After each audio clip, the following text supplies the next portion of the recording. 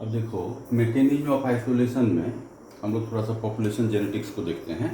तो population genetics में देखो, एक तो सबसे पहला है जीन पूल। कुछ टर्म को देख लो, उसके बाद पॉपुलेशन जेनेटिक्स का जो मेन थ्योरी है हार्डी-विनबर्ग लॉ, उसको देखते हैं। तो जीन पूल क्या है? ये sum total of gene in A population. जैसे मान लो मेरे बॉडी में टोटल 10 ठो जीन है, ठीक है, और ह्यूमन पॉपुलेशन मान लो पूरे इंडिया का 100। तो जीन पूल क्या हुआ? 100 इंटू 10। जीन पूल समझ रहे हो? जीन फ्रीक्वेंसी क्या हुआ कि किसी एक जीन का प्रोपोर्शन जीन पूल में, जैसे मान लो अभी जैसे देखे कि मेरे बॉडी में 10 ठो जीन है, पूरे इंडिया का पॉपुलेशन 100, तो जीन पूल कितना हो गया? 1000। तो एक जीन का 1000 में प्रोपोर्शन, यही हो गया जीन फ्रीक्वेंसी, ठीक है। अब मान लो एक एग्जांपल लेके चलते हैं। 40 AA है, ये 40 हेट्रोजाइगस ए है, ये 20 होमोजाइगस ए है। कोई पूछेगा frequency of A, capital A, dominant A. तो देखो ये वाला 40 ये वाला ए है, 40 ये भी ए है, 40 ये बड़ा वाला डोमिनेंट ए है, 40 ये रिसेसिव ए भी है, 20 ये रिसेसिव, 20 ये भी रिसेसिव। तो यहाँ क्या हुआ देखो, तो ये 40 इंटू 2 देख रहे हो, 2 ठो, प्लस यहाँ 1 ठो 40 है, तो प्लस 40 बाई टोटल कितना? 80 इसमें, 80 इसमें, 40 इसमें, तो 200।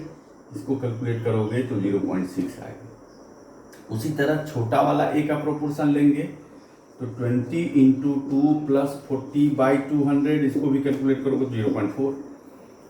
अब मान लेते हैं कि डोमिनेंट ए का जीन फ्रीक्वेंसी P और रिसेसिव का Q, तो हम लोग कह सकते हैं ना P plus Q equal to 1।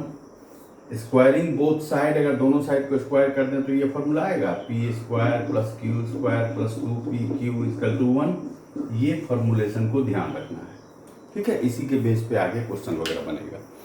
तो जीन फ्रीक्वेंसी में कुछ कुछ क्वेश्चन जैसे रहता है जीन फ्रीक्वेंसी से रिलेटेड, जैसे मान लो कोई ट्रेट दे दिया, ठीक है, कोई डिजीज दे दिया कि एक पॉपुलेशन में एक डिजीज जो है वो स्प्रेड किया हुआ है, डिजीज का जीन फ्रीक्वेंसी 16% है, तो इसमें डोमिनेंट जीन का जीन फ्रीक्वेंसी क्या होगा?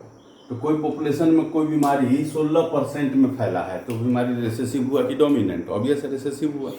रिसेसिव हुआ मतलब ये क्या दिया है? Q स्क्वायर का वैल्यू दिया है ये, ठीक है, क्योंकि तुम जानते हो P और Q ये हमेशा 0 से कम रहेगा, सॉरी 1 से कम रहेगा, ठीक है। तो Q स्क्वायर का वैल्यू दिया है, तो Q का वैल्यू तुम आराम से निकाल सकते हो, कितना होगा? 16/100 रूट अंडर, मतलब क्या होगा? 0.4। तो P का वैल्यू क्या हो जाएगा? P plus Q equal to 1, तो Q 0.4, तो P कितना हो गया? 0.6। तो जीन फ्रीक्वेंसी डोमिनेंट जीन का क्या हुआ? 0.6। मान लो परसेंटेज दूसरा तरह से दिया हो तो 60%, जैसा क्वेश्चन है उस हिसाब से, ठीक है। पहले पूछेगा कि अनएफेक्टेड फिनोटाइप का क्या फ्रीक्वेंसी होगा? तो अनएफेक्टेड देखो ना, इसी फॉर्मूला में अनएफेक्टेड कौन कौन? Q स्क्वायर डिजीज, तो P स्क्वायर में डिजीज नहीं दिखेगा। ये देखो कैरियर हो गया तो इसमें डिजीज नहीं दिखेगा, ये दोनों को जोड़ देना है। कभी मान लो पूछेगा कि कैरियर कितना होगा, कैरियर का जीन फ्रीक्वेंसी, तो 2PQ निकालेंगे, ना कि खाली PQ, 2PQ निकालना, ठीक है, ये ध्यान रखना है। अब देखो इसी में एक थ्योरम है हार्डी-विनबर्ग लॉ। तो हार्डी-विनबर्ग लॉ क्या कहता है कि जीन फ्रीक्वेंसी किसी पॉपुलेशन का जनरेशन आफ्टर जनरेशन हमेशा कांस्टेंट रहेगा, अगर उस पॉपुलेशन में नेचुरल सिलेक्शन नहीं हो, म्यूटेशन नहीं हो, माइग्रेशन नहीं हो, मेटिंग, रैंडम मेटिंग, या उसको रिकॉम्बिनेशन भी कह सकते हैं, ये नहीं हो, मतलब देखो म्यूटेशन, माइग्रेशन, मेटिंग, समझ रहे हो, और जेनेटिक ड्रिफ्ट नहीं हो रहा है, तो हार्डी-विनबर्ग इक्विलिब्रियम करेक्ट है।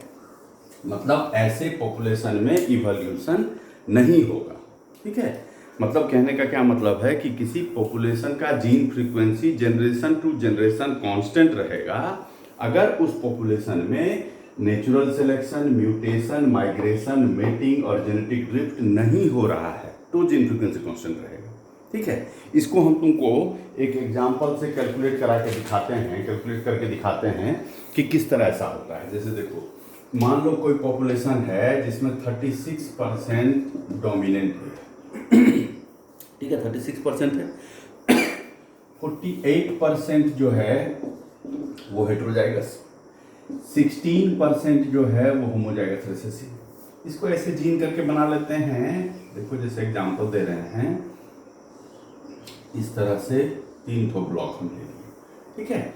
इसमें 48 है, थोड़ा ज़्यादा है तो 4 ठो ब्लॉक ले लिए, ठीक है। लेकिन इसमें देखो ये हाइब्रिड ए और ए है ना, इसमें दोनों एक जैसा था तो दोनों अनसेडेड ऐसे करके है। इसमें एक तो हाइब्रिड वाला है तो छोटा वाला ए को हम सेडेड दिखा दे रहे हैं, देखो ऐसे करके है, समझ रहे हो। इसमें देखो ये दोनों छोटा वाला है, 16% है तो 2 ही तो बनाए और दोनों को हम सेडेड बना दिए। ये समझ पा रहे हो ऐसा क्यों लिए? अब देखो, जब गैमेटोजेनेसिस होगा तो जैसे ऐसे देखो कि मेल में XX या फीमेल में XX हो गया गैमेट, सॉरी XX क्रोमोसोम हो गया, सेक्स क्रोमोसोम। गैमेटोजेनेसिस होगा तो क्या होगा, ये X अलग गैमेट बनाएगा, ये X अलग, तो गैमेटोजेनेसिस में separation of 100% separation of gametes होता है। तो यहाँ भी गैमेटोजेनेसिस जब होगा तो देखो तो ऐसा होगा, यहाँ 1 2 3 ब्लॉक है, सेपरेशन होगा तो 6 ठो बनेगा, 6 ठो बनेगा तो 3 ठो इस साइड बना दिए, 3 ठो इस साइड बना दिए। यहाँ भी सेपरेशन करेंगे तो 4 ठो, एक अनसेडेड इधर और 4 ठो शेडेड वाला इधर, समझ रहे हो। ये यहाँ भी इस तरह का 2 ठो शेडेड वाला इधर बना दिए, 2 ठो शेडेड वाला इधर बना दिए, ठीक है। अब देखो कैपिटल ए का अगर जीन फ्रीक्वेंसी टोटल जोड़ लें हम तो कैपिटल ए कितना था 36 प्लस इसका आधा ले लिए तो 24 60 हो गया। उसी तरह यहाँ स्मॉल ए का जीन फ्रीक्वेंसी अगर लेंगे तो 24 प्लस 16 40 हो गया, ठीक है। ये पेरेंट है, ठीक है, इसका गैमिट ये हुआ। ये गैमिट जब आपस में फ्यूज किया तो आपस में जब भी फ्यूज करेगा तो उसको हम लोग देखो तो ऐसे करके शो कर सकते हैं कि इस साइड में मान लो मेल ले लिए, इस साइड में फीमेल ले लिए, ठीक है। मेल और फीमेल को एक एक साइड ले लिए, मेल ले लिए मान लो कैपिटल ए, फीमेल भी कैपिटल ए, तो जीनोटाइप ए और 60 × 60 कितना हो जाएगा, कितना परसेंटेज, 36% हो गया। स्मॉल ए ले लेंगे 40 × 40 16% हो जाएगा और जीनोटाइप जान ही रहे हो ये होगा। अब देखो ये वाला कैपिटल ए डोमिनेंट ए लिए मेल को, फीमेल को लिए स्मॉल ए, तो कितना होगा 16 × 40 24%। लेकिन आपको अगर 100% इक्वल क्रॉस करना है तो रेसिप्रोकल क्रॉस भी लेना होगा। क्यों रेसिप्रोकल, तो देखो जैसे मान लो P है कोई मेल और Q है कोई फीमेल, तो बच्चा जो हुआ वो PQ जीन वाला हुआ। कोई पूछेगा कि बच्चे में बोलो किसका कैरेक्टर कितना, मेल का, फादर का और मदर में से किसका कैरेक्टर कितना, तो तुम बोलोगे 50-50, तो गलत हो जाएगा। क्यों 50-50? क्योंकि तुम जानते हो फीमेल में क्या है, ये ओवा है, ओवा में न्यूक्लियस है, यहाँ माइटोकॉन्ड्रिया भी होगा ओवा में। मेल का तो खाली न्यूक्लियस अंदर जाता है ना, न्यूक्लियस फ्यूज करता है। तो फीमेल में, बच्चे में फीमेल का और मेल का क्रोमोसोम या जीन का इफेक्ट तो होगा ही। माइटोकॉन्ड्रिया में भी डीएनए है तो उसका भी तो इफेक्ट होगा। मैटरनल इनहेरिटेंस या साइटोप्लाज्मिक इनहेरिटेंस पढ़े ना जेनेटिक्स में, तो इसमें क्यू का प्रोपोर्शन ज़्यादा, यानी कि हम कह सकते हैं, मान लो एक एग्जाम्पल लेते हैं कि 50-50 है तो 55% मदर का इफेक्ट, 45% फादर का इफेक्ट, ठीक है, मैटरनल इफेक्ट। इसको अगर बराबर करना है तुमको तो इसको रेसिप्रोकल क्रॉस लेना होगा, उल्टा भी लेना होगा। तो ये भी 24%, तो ये दोनों मिला के जीनोटाइप हो गया ये 48%। देखो तो जितना फादर था, जितना पेरेंटल जनरेशन 36% है, रिसेसिव का 16% था, देखो 16%, हाइब्रिड का, हेट्रोजाइगस का 48% है। समझ रहे हो कि पॉपुलेशन में gene frequency generation after generation constant रहेगा, ये समझ रहे हो। अब हम इसका कंट्रीब्यूएंसेस को तुमको दिखाते हैं। अगर इसमें नेचुरल सिलेक्शन हो जाए, मतलब डार्विन आके बोला कि हमको एक ठो ए जीन को हम चुन लेंगे तो 59% हो जाएगा, जीन फ्रीक्वेंसी आएगा, उतना नहीं आएगा ना। मान लो म्यूटेशन हो गया, एक ठो पी जीन आ गया, ए के बदले एक ठो पी जीन आ गया, तो एपी हो जाएगा जीन फ्रीक्वेंसी, फिर गड़बड़ा जाएगा। रैंडम मेटिंग हो गया दूसरे के साथ, जेड जीन के साथ, जीन फ्रीक्वेंसी चेंज हो जाएगा। रिकम्बिनेशन हो गया दूसरे के साथ, कोई वाई जीन के साथ, फिर चेंज हो जाएगा। जेनेटिक ड्रिफ्ट हो गया, एक ठो जीन यहाँ से भाग गया, तो 35% यहीं पे हो जाएगा, चेंज हो जाएगा ना। तो ये लॉ को समझ पा रहे हो, ये लॉ को सेटिस्फाई समझ रहे हो इसको? चलो अब देखो, तो पॉपुलेशन जेनेटिक्स समझ रहे हो, हार्डी-विनबर्ग इक्विलिब्रियम क्लियर है, ये समझ पा रहे हो, हार्डी-विनबर्ग इक्विलिब्रियम। अब देखो एक है लीडरबर्ग रेप्लिका प्लेटिंग थ्योरी, इसको चाचा भतीजा लीडरबर्ग एंड लीडरबर्ग ने दिया था, लीडरबर्ग स्क्वायर कर सकते हैं, ठीक है। इसने क्या किया, एक इस तरह का पेट्री डिश लिया, इसमें अगर अगर का सॉल्यूशन ले लिया, ठीक है, और इसमें इसने क्या किया, ई कोलाई के कॉलोनी को ग्रो कराया, ठीक है। अब देखो जैसे वेलवेट पेपर जो तुम अपने प्रोजेक्ट वगैरह में यूज करते थे स्कूल टाइम में, तो प्लेन वेलवेट पेपर लिए, ब्लैक, एकदम ब्लैक या मैरून जो भी कलर का लिए, तो उसमें क्या किया, आधा फाड़ के उसका प्रोजेक्ट वगैरह बनाया, आधा रख लिए कि आगे फिर कोई प्रोजेक्ट मिलेगा तो उसको बनाएंगे। 2-3 महीना बाद, 6 महीना बाद जब तुम आधा वाला निकाले तो तुमको दिखा वाइट स्पॉट जैसा, रुई रुई जैसा लगा हुआ है, वो एक्चुअली क्या है, वो गंदा नहीं है। वेलवेट पेपर क्लीन ले लो, उसको हवा में तुम 10 बार ऐसे इनहेलेट करो।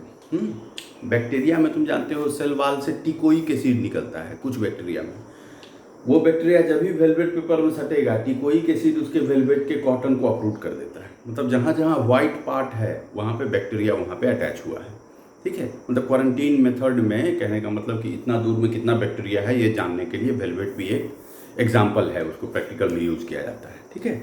यहाँ क्या किए हम लोग, एक तो वेलवेट क्लॉथ ले लिए इस तरह का, उसको डिप किए, निकाल के देखे तो दिख गया कि हाँ भाई 4 मिलियन बैक्टीरिया का कल्चर हुआ है, 4 को अपरूटेड कॉटन दिखा हमको, ठीक है। एक्सपेरिमेंट ऐसे हुआ था टेस्ट ट्यूब में, टेस्ट ट्यूब के ऊपर वेलवेट कॉटन बांधते हैं, हम ऐसे ही दिखा रहे हैं, क्या मतलब उससे। अब इसमें उसने क्या किया, स्ट्रेप्टोमाइसिन नाम का एंटीबायोटिक यूज किया, बाद के एक्सपेरिमेंट में उसने पेनिसिलिन भी यूज किया था। तो मान लो मिलियंस ऑफ ई कोलाई को ग्रो कराया, जब स्ट्रेप्टोमाइसिन उसने यूज किया तो देखा कि एक ही 2 कॉलोनी ग्रो हुआ, बाकी सब मर गया, बाकी सब कोई जिंदा नहीं रहा। कैसे समझा, तो इसमें फिर ऐसे डिप किया, वेलवेट पेपर निकाल के देखा तो देखा 2 ही ठो, ये जिंदा क्यों रह गया, हम लोग कह सकते हैं स्ट्रेप्टोमाइसिन रेसिस्टेंट जीन इसमें था। तो स्ट्रेप्टोमाइसिन रेसिस्टेंट जीन इसमें पहले से था या स्ट्रेप्टोमाइसिन डालने के बाद आ गया, ऑब्वियसली पहले से था, ठीक है। तो ये यही प्रूव किया कि every change in population is pre adaptive in nature, वो एडेप्टेशन पहले से होता है न कि बाद में, ठीक है, समझ रहे हो इसको।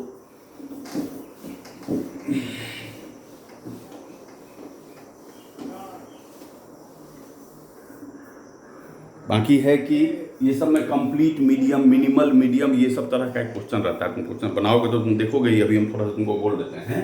जैसे मान लो कोई प्लांट है, उसमें तुमको देखना है कि प्लांट में कॉपर का इफेक्ट क्या होता है। कॉपर अगर नहीं दिए, ग्राउंड में कॉपर उसको नहीं मिला तो क्या हुआ प्लांट में इफेक्ट, तो उसको कैसे चेक करते हैं हम लोग। तो प्लांट को तुम किसी पेट्री डिश में ग्रो कराए, मान लो ये प्लांट है, इसको तुम किसी पेट्री डिश में ग्रो कराए, ठीक है। अब ग्रो कराने के बाद इस प्लांट में सारा चीज तुम दिए, खाद पानी वगैरह सब चीज दिए, मिट्टी उट्टी सब डाले, जितना भी एलिमेंट तुम जानते हो जो प्लांट को यूज का है वो सारा चीज में डाले। क्या चीज नहीं डाले, एक्सेप्ट कॉपर, ठीक है, कॉपर छोड़ के बाकी सब चीज डाले, तो कहेंगे ना कंप्लीट मीडियम, इसको कहते हैं कंप्लीट मीडियम, पूरा चीज डाल के। तो लीडरबर्ग का रेप्लिका प्लेटिंग एक्सपेरिमेंट जो था, तो उसने पेट्री डिश में एगरोज या अगर अगर में बैक्टीरिया को ग्रो कराया, वो कंप्लीट मीडियम था कि मिनिमल मीडियम, तो complete medium, E coli grow कराने का पूरा मीडियम उसमें था। ये नहीं कि कहोगे कि नहीं उसमें ग्लूकोज तो कम दिए थे इसलिए बैक्टीरिया मर गया, ऐसा नहीं है, कंप्लीट मीडियम में ग्रो कराएंगे। और तब हम लोग देखेंगे किसी मेडिसिन या एंटीबायोटिक का क्या इफेक्ट उस पर होता है। ये क्वेश्चन जब सॉल्व करोगे तो खुद तुमको पता लग जाएगा। अब देखो एक और चीज है बैलेंसिंग सिलेक्शन। बैलेंसिंग सिलेक्शन में देखो, या इसको बैलेंस्ड पॉलीमॉर्फिज्म भी कहते हैं, इसमें कॉमन एग्जांपल हम लोग ये लेते हैं, ये नॉर्मल हीमोग्लोबिन वाला आदमी है, जानते ही हो हम लोग हैं जैसे, या फिर इस तरह का पर्सन भी तुम जानते हो, सिकल सेल वाला। सिकल सेल वाला का जल्दी डेथ हो जाएगा, जान ही रहे हो। इसमें ढेरों सारा बीमारी, मलेरिया फलेरिया होता है, लेकिन नेचर जो है इसको सेलेक्ट करती है। ठीक है, क्यों इसको सेलेक्ट की? तो देखो ऐसा में आरबीसी का शेप तुम जानते हो बाइकन के, ऐसा में आरबीसी का शेप कैसा, सिकल शेप। इसमें क्या है, आरबीसी का शेप ऑलमोस्ट नॉर्मल जैसा, लेकिन थोड़ा बहुत सिकल शेप होगा। तो सबसे पहले देखो आरबीसी का साइज पहले से छोटा हुआ कि बड़ा हुआ, लेकिन बड़ा बना दिए हैं फिगर ऐसे, पहले से छोटा हुआ कि बड़ा हुआ, छोटा हुआ। छोटा हुआ तो कह सकते हैं ना सरफेस एरिया वॉल्यूम रेशियो बढ़ गया तो हीमोग्लोबिन ज्यादा एकोमोडेट करेगा। हीमोग्लोबिन ज्यादा एकोमोडेट करेगा तो ऑक्सीजन ज्यादा रहेगा इसमें। ठीक है, लेकिन सरफेस एरिया वॉल्यूम रेशियो बढ़ने का मतलब वॉल्यूम कम हो जाना। वॉल्यूम कम होगा तो ऑब्वियस है प्लाज्मोडियम अपने आप को सरवाइव नहीं कर पाएगा, नॉट सरवाइव।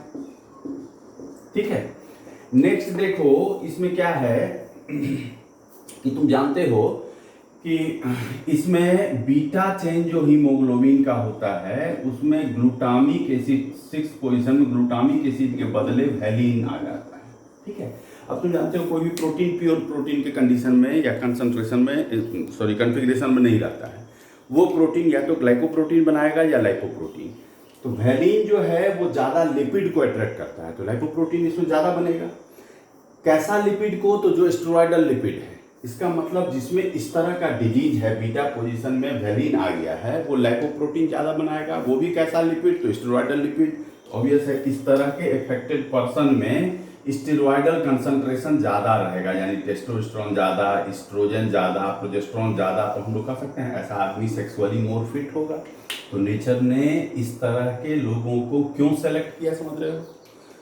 ठीक है, क्योंकि ये प्लियोट्रोपिक कैरेक्टर है ना, मोर देन वन कैरेक्टर, एक जीन एक से ज्यादा कैरेक्टर को कंट्रोल कर रहा है। देखो ना, 4 कैरेक्टर कंट्रोल किया, एक ठो से नहीं। ठीक है, इसी तरह एक एग्जांपल, एक टर्म आता है को इवोल्यूशन, कोऑपरेटिव इवोल्यूशन।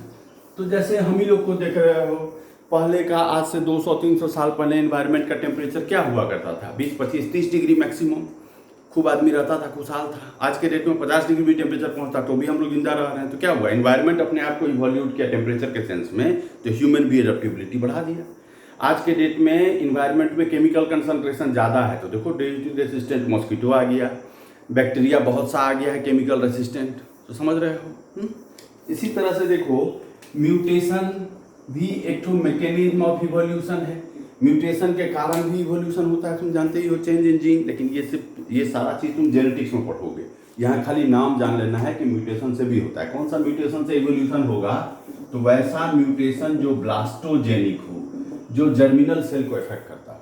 पॉलीप्लॉइडी या वेरिएशन में और भी जानते हो, ये प्लॉइडी भी टूल्स ऑफ इवोल्यूशन है। तो मैकेनिज्म ऑफ इवोल्यूशन हो गया। एक तो देख लो स्पीसीज कंसेप्ट। स्पीसीज कंसेप्ट में देखो एक तो स्पीसीज का डिफिनीशन दिया गया था मॉर्फोलॉजिकल बेसिस पे। मॉर्फोलॉजिकल बेसिस में क्या कहा जाता था कि स्पीसीज वैसा ग्रुप ऑफ पॉपुलेशन है जिसमें सिमिलर मॉर्फोलॉजी रहता है। लेकिन तुमको 11th क्लास में पढ़ाए थे गिनी वर्म, फियरी सर्पेंट, ध्यान में आ रहा है? गिनी वर्म में मेल जो है वो फ्यू सेंटीमीटर का होता था, फीमेल 1 मीटर की होती थी। तो देखो तो सेम मॉर्फोलॉजी है। या डीप सी फिश में देखते हो, जितना भी डीप सी फिश है उसमें फीमेल जो है काफ़ी लंबी और मेल बहुत ही छोटा होता है। ठीक है, तो ये डिफिनीशन गलत है, समझ रहे हो? मॉर्फोलॉजिकल डिफिनीशन गलत है। दूसरा था genetical basis of species. Genetical में क्या कहा गया कि species is group of population having exactly same copy of gene या सेम जेनेटिक्स। तो एग्जैक्टली सेम जेनेटिक्स तो फादर और बच्चे का या मदर या बच्चे का भी नहीं होता है। ये भी डिफिनीशन खत्म। तीसरा डिफिनीशन दिया गया बायोलॉजिकल बेसिस पे। तो बायोलॉजिकल बेसिस पे डिफिनीशन जो दिया उसका नाम था मेयर। इसने क्या कहा, देखो जैसे मान लो ह्यूमन का रेस लेके चलते हैं, तो ह्यूमन में देखो एक तो ह्यूमन है यूएसए का, एक तो ह्यूमन है यूके का, एक तो ह्यूमन है यूएसएसआर का, एक तो ह्यूमन है इंडिया का। इसके बीच में आपस में मेटिंग हो सकता है, तुम जानते हो सकता है, हो सकता है। इसी तरह से देखो डॉग का एक स्पीसीज ले लेते हैं, ये भी एक यूएसए का, यूके का, यूएसएसआर का, इंडिया का। इसमें भी आपस में मीटिंग हो सकता है, हो सकता है। ठीक है। लेकिन देखो तो ये ह्यूमन रेस और डॉग के बीच में मीटिंग होगा, नहीं होगा ना। इसलिए ये डिफिनीशन स्पीसीज का सबसे करेक्ट है बायोलॉजिकल स्पीसीज। क्या कि species of group of potentially interbreeding population which never interbreed with such other group, जो इस तरह के दूसरे ग्रुप से इंटरब्रीड कभी ना करे। ठीक है, स्पीसीज समझ रहे हो। स्पीसीज में कुछ कुछ टर्म और आता है। एक आता है सिबलिंग स्पीसीज। तो सिबलिंग मतलब समझते ही हो भाई बहन, इसमें इंटरब्रीडिंग होता है नहीं। तो वैसा पॉपुलेशन जो एक साथ रहे उसमें इंटरब्रीडिंग ना हो, इसी को ना हम लोग कहते थे सिम्पेट्रिक स्पीसीज, जो कल वाले वीडियो में दिए थे। ठीक है। एक है सब स्पीसीज, वैसा स्पीसीज जिसमें लिमिटेड इंटरब्रीडिंग हो, इसी को कहते थे ना पैरापेट्रिक स्पीसीज, पॉपुलेशन हैविंग लिमिटेड और फ्यू इंटरब्रीडिंग। ठीक है, तो आज इतना ही। कल फिर हम लोड कर देंगे वो बायोलॉजिकल जो बायोजियोग्राफिकल रिलिम्स वगैरह जो है, जो तुम एविडेंस में ही वहाँ पढ़ाया गया है, और बाकी जो पेरेंटोलॉजी का जो इनिशियल क्लास है वो दे देंगे। 2 दिन और होगा।